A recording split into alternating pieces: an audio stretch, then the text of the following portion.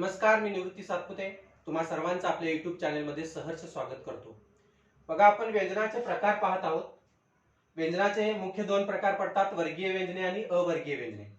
वर्गीय व्यंजने एकूण 25 आहेत, अवर्गीय व्यंजने एकूण 9 आहेत। वर्गीय व्यंजनामध्ये स्पर्श व्यंजने किंवा स्फोटक व्यंजने यांचा समावेश होतो। हे मागच्या व्हिडिओमध्ये आपण पाहिलेलं आहे। तुम्ही पाहिलेला नसेल व्हिडिओ तर तो पाहून घ्या। स्पर्श व्यंजनांचं जे एकूण 5 गटामध्ये वर्गीकरण होत आहे त्याचे 3 प्रकार पडतात, कठोर, मृदू आणि अनुनासिक। स्पर्श व्यंजन काय आहेत, ती कशी, एकूण 25 स्पर्श व्यंजने कशी आहेत ते सविस्तर आपण त्या व्हिडिओमध्ये सांगितलेलं आहे। तुम्ही सविस्तर तो व्हिडिओ पाहून घ्या शेवटपर्यंत। स्पर्श व्यंजनांचं दुसरं नाव आहे स्फोटक व्यंजने। त्यांचे 3 प्रकार, कठोर, मृदू आणि अनुनासिक। एकूण कठोर व्यंजन 13 आहेत ते मी सांगितलेलं आहे। वर्गातले 10 आणि शश म्हणजे उष्मे किंवा घर्षक हे 3 मिळून एकूण 13 कठोर व्यंजने होतात। मृदू व्यंजने जी आहेत ती एकूण 21 आहेत। ती कोणती? वर्गातले 10 मृदू, अनुनासिक सुद्धा मृदूच असतात, 15 झाली। यर लव हे अर्धस्वर आहेत 4, 19 आणि ह आणि ळ असे 21 मृदू व्यंजने होतात, हे तेही मी सांगितलेलं आहे। एकूण अनुनासिक 5 आहेत, न्य, न आणि म, एकूण 5 अनुनासिक आहेत। स्फोटक व्यंजने जी आहेत ती 8 आहेत। आता ती स्फोटक व्यंजने कोणती बघा, मागच्या व्हिडिओमध्ये ते दर्शवलं नव्हतं, या व्हिडिओमध्ये आहे। क, ग, ट, ड, त, द आणि प, ब ही 8 एकूण 4 आणि 4 8 एकूण स्फोटक व्यंजने आहेत। त्याची क्लुप्ती सुद्धा दिलेली आहे बघा तुम्हाला लक्षात ठेवण्यासाठी। काग टेडे त्या दादाला पब मध्ये नेऊन स्फोट घडवलास। काग म्हणजे क, ग बघा, टेडे म्हणजे ट, ड, त्या म्हणजे त, दादाला मध्ये द, पब मध्ये नेऊन स्फोट घडवलास। काग टेडे त्या दादाला पब मध्ये नेऊन स्फोट घडवलास असं म्हटलेलं आहे। म्हणजे क, ग, ट, ड, त, द आणि प, ब एकूण 8 स्फोटक व्यंजने आहेत। आता अर्धस्फोटक पण आहेत, एकूण 12 अर्धस्फोटक आहेत बघा। याच्या नंतरची जी आहेत म्हणजे क, च, क, ट, त आणि प, याच्या नंतर जे आहेत बघा ख, थ, थ आणि प, याच्या नंतर ग नंतर घ आहे, झ आहे, ध आहे, ध आहे, भ आहे। म्हणजे ग नंतर घ, ड नंतर ढ, द नंतर ध, ब नंतर भ ही आहेत आणि मध्ये 4 वाढतात। च च्या गटातली च, छ, ज, झ ही अर्धस्फोटक आहेत। म्हणजे एकूण याच्या नंतरची 4 4 8 आणि ही च चा फक्त 4 वर्ग वाढतो, म्हणजे च च्या वर्गातले हे 4 व्यंजने वाढतात, एकूण 12 अर्धस्फोटक व्यंजने आहेत। तर हे मागच्या भागामध्ये आणि या भागामध्ये आपण सविस्तर याच्या संदर्भात आपण सगळं पाहिलं बघा। आता पुढचे अवर्गीय व्यंजनामध्ये प्रकार जे आहेत ते आपण पाहूया। पहिला प्रकार आहे त्यामधला अर्धस्वर। अर्धस्वरांनाच दुसरं नाव आहे अंतस्थ व्यंजने किंवा ईशत विवृत्त। आता अर्धस्वर असं का म्हणायचं, इंग्रजीमध्ये या चारांना, एकूण जी 4 आहेत यर लव, त्यांना इंग्रजीमध्ये अर्धस्वर असं म्हणतात। अर्धस्वर का म्हणतात, कारण यांचा उच्चार अर्ध्या स्वराप्रमाणे होतो म्हणून त्यांना अर्धस्वर म्हणायचं। आता अर्ध्या स्वराप्रमाणे यांचा उच्चार कसा होतो, आता इथं तुम्ही म्हणाली तर क्रम सरांचा चुकलेला आहे का, तर नाही, क्रम हाच योग्य आहे। य व र ल हा योग्य, शास्त्रीय दृष्ट्या योग्य क्रम आहे। आपल्या अंकलिपीमध्ये मात्र यर लव असं लिहितात। शास्त्रीय दृष्ट्या य व र ल हाच योग्य क्रम आहे। एकूण अर्धस्वर 4 आहेत। आता का अर्धस्वर, तर अर्ध्या स्वराप्रमाणे त्यांचा उच्चार होतो। आता मी गाई असं लिहिलेलं आहे बघा, गाई, गाई, गाई असं लिहिलं काय, असं लिहिलं काय, उच्चार एक समानच होणार आहे। गाई, गाई, गाई, गाई वेगळा उच्चार होतो का बघा तुम्ही म्हणून। नऊ बघा, उ घेतला आपण, हा व घेतला, नऊ नऊ, व च्या ऐवजी उ घेतला, अर्धस्वर स्वर घेतला यातला, नऊ नऊ। जरी उच्चार एकसारखे असले तरी लिखाण मात्र एकसारखं नसतं। लिखित स्वरूपात फक्त हे व घेतलं, त्याला उकार दिला आणि हे अर्धस्वर घेतला म्हणजे स्वर घेतला, यांचा उच्चार अर्ध्या स्वराप्रमाणे झाला। ऋषी, ऋषी, ऋषी, ऋषी, क्लुप्ती, क्लुप्ती, क्लुप्ती, क्लुप्ती। हरलू म्हणतात, यातला र आहे तो सायलेंट असतो, लक्षात ठेवा। म्हणजे आपण ज्या वेळेला उच्चार करतो या ध्वनीचा त्यावेळेला अर्ध्या स्वराप्रमाणे यांचा उच्चार होतो म्हणून यांना अर्धस्वर असं म्हटलेलं आहे। आता यांना अंतस्थ का म्हणतात ते पाहूया। अर्धस्वर तुम्हाला समजला असेल, इंग्रजी भाषेतून हा प्रकार इकडे आलेला आहे। यर लव म्हणजेच य व र ल हे 4 अर्धस्वर आहेत आणि हे कसे उच्चार होतात, अर्ध्या स्वराप्रमाणे त्यांचा उच्चार होता, हे मी सांगितलेलं बघा। आता अंतस्थ म्हणजे आत, अंत म्हणजे आत आणि स्त म्हणजे राहणारे। डोक्यावर ज्यावर अनुस्वार असेल त्यावेळेला आत म्हणतात किंवा मध्ये, आणि स्त म्हणजे राहणारे। आता हे कोणाच्या मध्ये राहतात, तर स्पर्श व्यंजने। स्पर्श व्यंजने आपण पाहिलेलं आहे बघा मागच्या व्हिडिओमध्ये। स्पर्श व्यंजनाचं शेवटचं व्यंजन कोणतं आहे, म। क ते म एकूण 25 स्पर्श व्यंजन आहेत। आणि याच्यानंतर ल नंतर आता कोण उष्मे किंवा घर्षक सुरू होते, म्हणजे श शिवाजीचा सुरू होतो बघा. याच्यामध्ये स्पर्श व्यंजने आणि उष्मे, या श ला आपण काय म्हणूया, उष्मे म्हणूया. म्हणजे हा उष्मे किंवा घर्षक आहे आणि हा स्पर्श व्यंजन आहे. या स्पर्श व्यंजने किंवा उष्मे यांच्यामध्ये कोण येते बघा, यांच्यामध्ये हे चार येतात. म्हणजे स्पर्श व्यंजने आणि उष्मे यांच्या आत राहणाऱ्या किंवा आत येणाऱ्या व्यंजनांना अंतस्थ व्यंजने असे म्हणतात. काय म्हटलेलं बघा, अंत म्हणजे आत आणि स्थ म्हणजे राहणारे. स्पर्श व्यंजने एकूण क ते म एकूण 25 स्पर्श व्यंजन आहेत. आणि पुढे उष्मे किंवा घर्षक बघा, श श स य र ल व श श स, म य र ल व श श स, य व र ल श श स. म्हणजे स्पर्श व्यंजने आणि उष्मे यांच्यामध्ये राहणाऱ्या व्यंजनांना अंतस्थ व्यंजने असे म्हणतात. आता यांना ईषत विवृत्त का म्हणतात ते सांगतो मी. ईषत विवृत्त आणि ईषत स्पृष्ट असं मोरव केशव दामले यांनी म्हटलेलं आहे. ईषत म्हणजे थोडं आणि विवृत्त म्हणजे उघडं. हे वर्ण उच्चारत असताना मुखविवर थोडस उघडं असतं. य र ल व मुखविवर पूर्ण उघडं नसतं, या ला ला होत नाही बघा. पूर्ण विवृत्त नाही, अर्ध विवृत्त म्हणजे थोडं विवृत्त. य र ल व बघा, तुम्ही म्हणून बघू शकताय. म्हणजे हे वर्ण उच्चारत असताना मुखविवर थोडस विवृत्त असतं म्हणजे उघडं असतं. ईषत म्हणजे थोडं आणि विवृत्त म्हणजे उघडं, म्हणून यांना ईषत विवृत्त असं कोणी म्हटलेलं आहे, मोरव केशव दामले यांनी म्हटलेलं आहे. आता पुढचा भाग आहे तो उष्मे किंवा घर्षक. यांनाच उष्मवर्ण असेही म्हणतात. आता यांना उष्मवर्ण असं का म्हणायचं, किती आहेत ते, मग एकूण 3 आहेत. कोणते, श शिवाजीचा, श षटकोनाचा आणि स सावित्रीचा, एकूण 3 जे आहेत त्यांना उष्मे किंवा उष्मवर्ण किंवा घर्षक असे म्हणतात. आता यांना घर्षक का म्हणायचे किंवा उष्मे का म्हणायचं ते सांगतो. ज्यावेळेला फुफ्फुसातून ध्वनी बाहेर येतो त्यावेळेला हा ध्वनी उस्सासा बाहेर टाकल्याप्रमाणे बाहेर येत असतो. आणि ज्यावेळेला हे वर्ण उच्चारत असताना मुखविवरातील अवयवांना स्पर्शून किंवा घासून बाहेर येतात, घर्षण स्वरूपात बाहेर येतात. आणि घर्षण केल्यामुळे काय होतं, उष्णता निर्माण होते, म्हणून यांना उष्मे किंवा घर्षक असं म्हणायचं. आता यांना शीतकार का म्हणतात बघा. काय म्हटलेलं आहे, उष्मे किंवा घर्षक उस्सासा बाहेर टाकल्याप्रमाणे या वर्णांचा उच्चार होतो. आणि घर्षणामुळे ज्यावेळेला फुफ्फुसातून ध्वनी बाहेर येते त्यावेळेला मुखविवरातील अवयवांना काय होते, स्पर्श करते, घर्षण करते. आणि घर्षणामुळे जरी आपण हातावर हात घासले तरी आपलं उष्णता निर्माण होते बघा. तुम्ही ट्राय करून बघा. तर घर्षण स्वरूपात बाहेर येते आणि घर्षण स्वरूपात बाहेर आल्यामुळं या वर्णांना उष्मे किंवा घर्षक असे म्हणतात. उष्णता निर्माण होते त्यामुळे. आता यांना दुसरं नाव आहे शीतकार.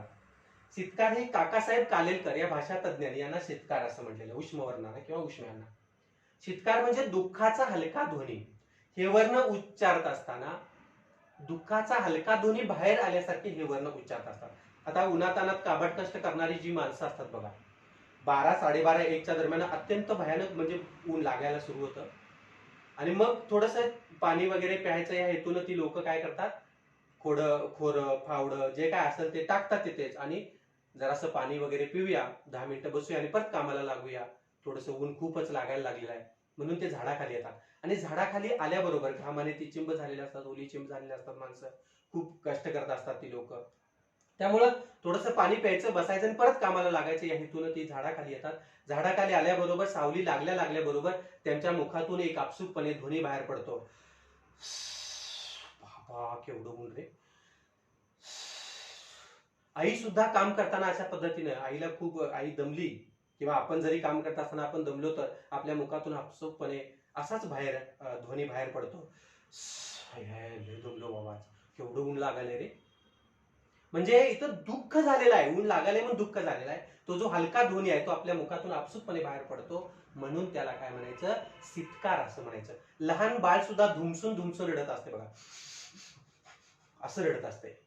आपण म्हणतो किती मारलेस ग बाई तिला, एवढं मारायचं असतंय का बाळाला, असं रडत असतात. म्हणजे हेच ध्वनी त्यांच्या बाहेर पडतात मुखातून. काबाड कष्ट करणाऱ्या माणसाच्या मुखातून वेगळे ध्वनी बाहेर पडत नाही. प असं पडतात का बघा, ड लय ऊन लागा असं प ड वगैरे असे ध्वनी बाहेर पडतात का, नाही. हेच ध्वनी बाहेर पडतात, म्हणून त्यांना शीतकार किंवा काय म्हणायचं, उष्मे किंवा घर्षक म्हणायचं. आता ईषत स्पृष्ट असं का म्हणतात ते सांगतो. मोरव केशव दामलेंनी ईषत स्पृष्ट असं म्हणलेलं आहे. ईषत विवृत्त सुद्धा मोरव केशव दामलेंनी. आता ईषत म्हणजे काय सांगितलं मी, थोडं. आणि स्पृष्ट म्हणजे लागलेले किंवा बंद. आता हे वर्ण उच्चारत असताना मुखीवर जरासं लागलेलं असतं असं म्हटलेलं आहे. म्हणजे बघा कसं, श स स, श श स. जरासं लागलेलं आहे, जरासं बंद झाल्यासारखं वाटतंय, जास्त नाही, पूर्ण नाही किंवा पूर्ण उघड नाही, विवृत्त नाही, म्हणून यांना ईषत विवृत्त असं म्हणायचं.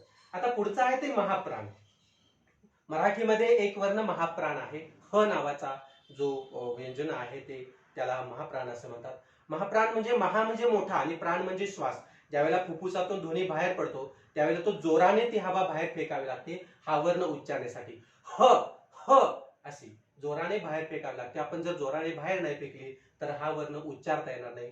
महा म्हणजे मोठा आणि प्राण म्हणजे काय सांगितलं मी, श्वास म्हणजे प्राणवायू वायू जो आहे तो फुफ्फुसातून जोराने बाहेर फेकावा लागतो हा वर्ण उच्चारण्यासाठी, म्हणून याला महाप्राण असं म्हणतात.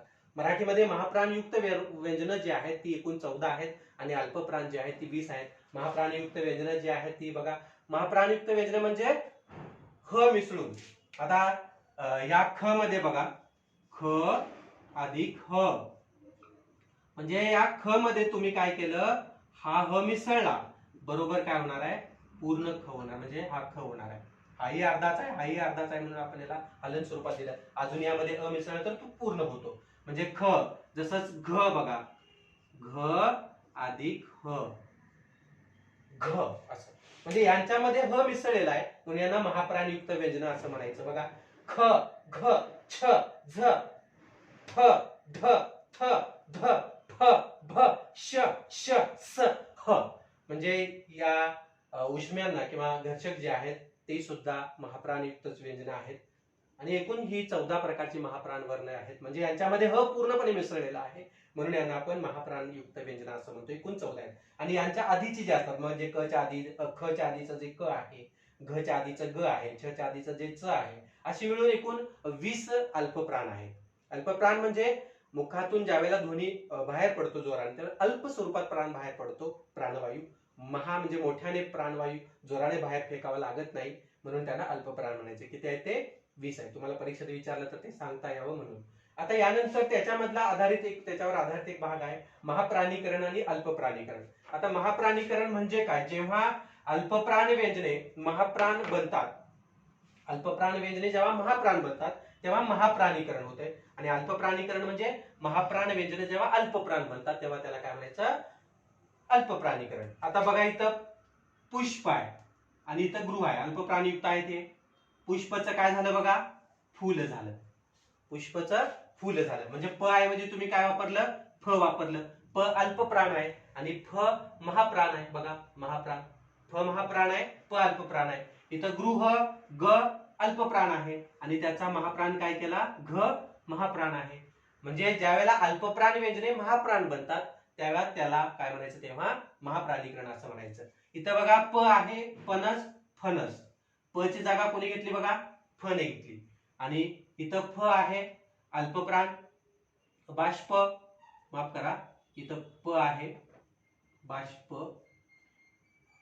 हा प जो आहे बाष्पची वाफ झाली म्हणजे प च फ झालं. बघा काय झालं, इथं जो प आहे बाष्प असं लक्ष द्या, बाष्प असा युक्त शब्द आहे, बाष्प, प च काय झालं बघा, प च फ झालं, म्हणजे या प च फ झालं, म्हणजे प अल्पप्राण आहे आणि फ महाप्राण आहे. बघा इथं, म्हणजे ज्यावेळेला अल्पप्राण व्यंजने महाप्राण बनतात त्यावेळेला त्याला महाप्राणीकरण असं म्हणायचं.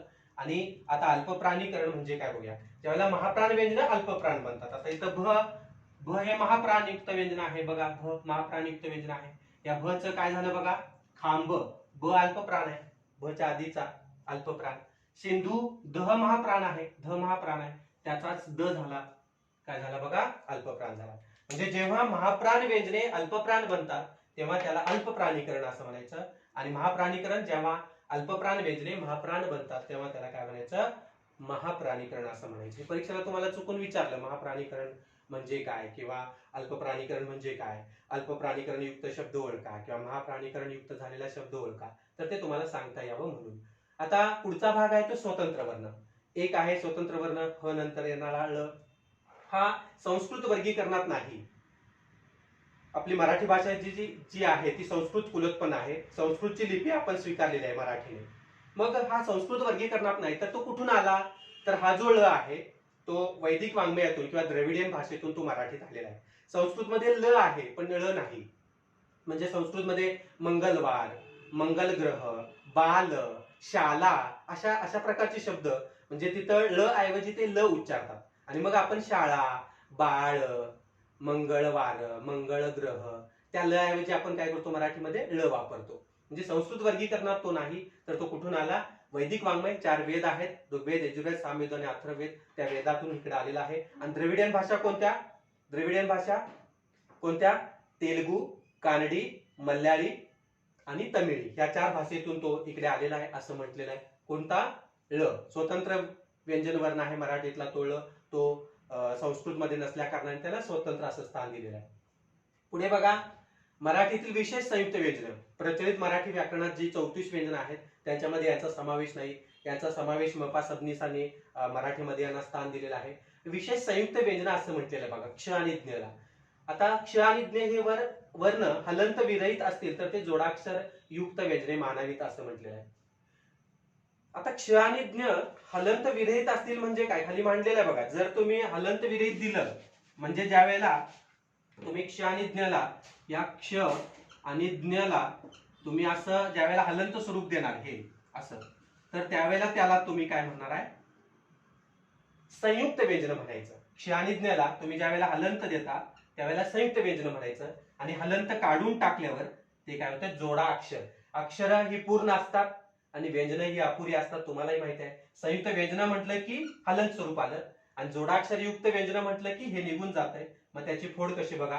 क्षची फोड क अधिक श म्हणजे ज्या वेळेला तुम्ही संयुक्त व्यंजन करणार याची क्षची संयुक्त फोड ज्या वेळेला होते क अधिक षटकोन श याच्यामध्ये ज्या वेळेला हलन स्वरूप असते त्यावेळेला इथं अ येणार नाही. म्हणजे अधिक जो अ आहे तो येणार नाही कारण इथं हे आहे हलन स्वरूपात असल्यामुळं. आता ज्ञ जो आहे तो तसाच बघा इथं मांडलेला आहे मी तरी तुम्हाला सविस्तर सांगतोय. ज्ञ ज्या वेळेला हलंत युक्त असतं त्यावेळेला द अधिक न अधिक य. आता इथं अधिक अ येईल का? बघा हलन स्वरूप आहे अ येणार नाही. आणि ज्या वेळेला हे जोडाक्षर युक्त असते त्यावेळेला काय होईल? ह्या वेळेत याचं ज्या वेळेला तुम्ही जोडाक्षर युक्त व्यंजनांची फोड करणार इथं ज्या वेळेला हलंत निघून घेणार त्यावेळेला इथं काय होईल? पूर्ण अ इथं जोडला जाईल. इथं सुद्धा पूर्ण अ जोडला जाईल. म्हणजे द अधिक न अधिक य अधिक अ पूर्ण ज्ञ होईल आणि क्ष जो आहे तो पूर्ण काय होईल? क अधिक षटकोन अधिक अ असा पूर्ण होईल. ज्यावेळेला इथं हलंत स्वरूप असेल संयुक्त व्यंजन म्हणून ज्या वेळेला तुम्ही उच्चार कराल त्यावेळेला इथं अ येणार नाही आणि जोडाक्षर युक्त व्यंजन म्हणून याचा उच्चार करणार त्यावेळेला काय येणार? इथं त्यामध्ये अ मिसळला जाईल असं तिथं सांगितलंय. तमिळ आणि हिंदी भाषांमध्ये ज्ञचा जो उच्चार आहे हे जे ज्ञ आहे त्याचा उच्चार ज्ञचा उच्चार ग्य असं करतात. आता आपल्या मराठीमध्ये पण काही लोक सांगतात शिक्षक लोक वगैरे किंवा इतर मुलं काहींच्या वाचनात आलेलं असतं तर ते साप चुकीचं आहे. ज्ञानेश्वर ज्ञानबा असे मराठीमध्ये आहेत असं म्हणजे ज्ञचा उच्चार होतो असं म्हटलेलं आहे. तर ते आपल्या मराठी भाषेत नाही आहे. तमिळ आणि हिंदी भाषांमध्ये ज्ञचा उच्चार ग्य असा होतो. लक्षात ठेवायचं. परीक्षेला तुम्हाला विचारलं तर ते सांगता आलं पाहिजे. आणखी काय? क्ष आणि ज्ञ जर हलंत विरहित असतील म्हणजे याच्यामध्ये हलंत नसेल तर ते जोडाक्षर युक्त मानायचं. हलंत असेल तर त्यांना काय मानायचं? संयुक्त व्यंजन मानायचे. संयुक्त व्यंजनांना मराठीमध्ये कोणी स्थान दिलं? मपा सबनीस यांनी स्थान दिलेलं आहे. बघा इथं हा भाग संपतो. म्हणजे आपण हे व्यंजनांचे जे प्रकार पाहतोय त्यामध्ये जे वर्गीय व्यंजन एकूण 25 आणि अवर्गीय 9 आहेत हे सगळं आपण या भागामध्ये पाहिलेलं आहे. तुम्ही याचा सविस्तर अभ्यास करा. काही शंका असेल तर विचारा. मागचाही व्हिडिओ पाहून घ्या. पुन्हा आणखी सांगतोय स्पर्श व्यंजनांचा तोही पहा हाही पहा म्हणजे तुम्हाला व्यंजने व्यवस्थित कळतील. स्वराचाही व्हिडिओ आपण व्यवस्थित बनवलेला आहे म्हणजे ते पाठीमागचेही व्हिडिओ तुम्ही बघून घ्या. काही शंका असतील तर पुन्हा कमेंट बॉक्समध्ये कमेंट करा. आजचा भाग जो आहे तुम्हाला खरंच आवडलेला असेल तर लाईक करा आणि इतरांना पाठवून आम्हाला सहकार्य करा आणि सर्वात महत्त्वाचं म्हणजे सबस्क्राईब करायला विसरू नका. सर्वांचे मनापासून आभार. धन्यवाद.